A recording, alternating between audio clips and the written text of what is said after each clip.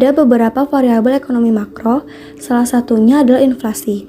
Inflasi dapat diartikan sebagai kenaikan harga barang dan jasa secara umum dan terus-menerus dalam jangka waktu tertentu. Inflasi timbul karena adanya tekanan dari sisi penawaran, dari sisi permintaan, dan dari ekspektasi inflasi. Faktor-faktor terjadinya cost push inflation dapat disebabkan oleh depresiasi nilai tukar, dampak inflasi luar negeri terutama negara-negara mitra dagang, peningkatan harga-harga komoditas yang diatur pemerintah, dan negatif supply shocks akibat bencana alam dan terganggunya distribusi. Faktor penyebab demand pull inflation adalah tingginya permintaan barang dan jasa relatif terhadap ketersediaannya. Dalam konteks makroekonomi, kondisi ini digambarkan oleh output real yang melebihi output potensialnya atau permintaan total lebih besar daripada kapasitas perekonomian. Sementara itu, faktor ekspektasi inflasi dipengaruhi oleh perilaku masyarakat dan pelaku ekonomi dalam menggunakan ekspektasi angka inflasi dalam keputusan kegiatan ekonominya. Ekspektasi inflasi tersebut dapat bersifat adaptif ataupun forward-looking. Inflasi yang rendah dan stabil merupakan prasyarat bagi pertumbuhan ekonomi yang berkesinambungan yang pada akhirnya memberikan manfaat bagi peningkatan kesejahteraan masyarakat. Pentingnya pengendalian inflasi didasarkan pada pertimbangan bahwa inflasi yang tinggi dan tidak stabil memberikan dampak negatif kepada kondisi sosial ekonomi masyarakat.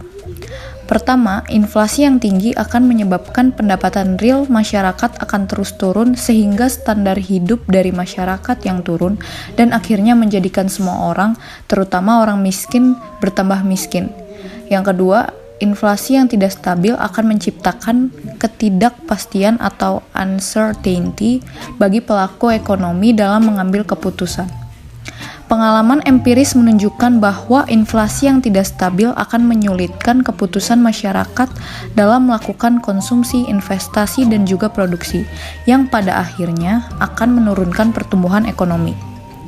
Ketiga, tingkat inflasi domestik yang lebih tinggi dibandingkan dengan tingkat inflasi di negara tetangga menjadikan tingkat bunga domestik real menjadi tidak kompetitif, sehingga dapat memberikan tekanan pada nilai rupiah.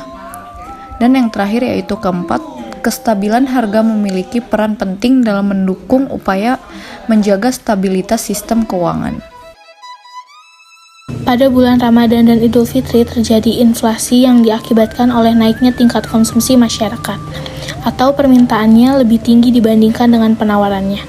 Konsumsi yang seperti sembako, daging, bumbu, transportasi mudik, kue kering, baju, dan lain-lainnya.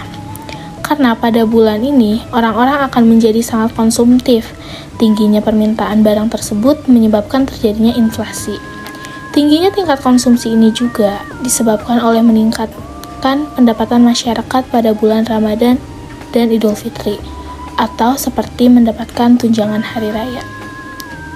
Pemerintah juga harus berusaha untuk menjaga stabilitas harga dikarenakan inflasi yang tinggi dan tidak stabil dapat memberi dampak negatif terhadap kondisi sosial ekonomi masyarakat.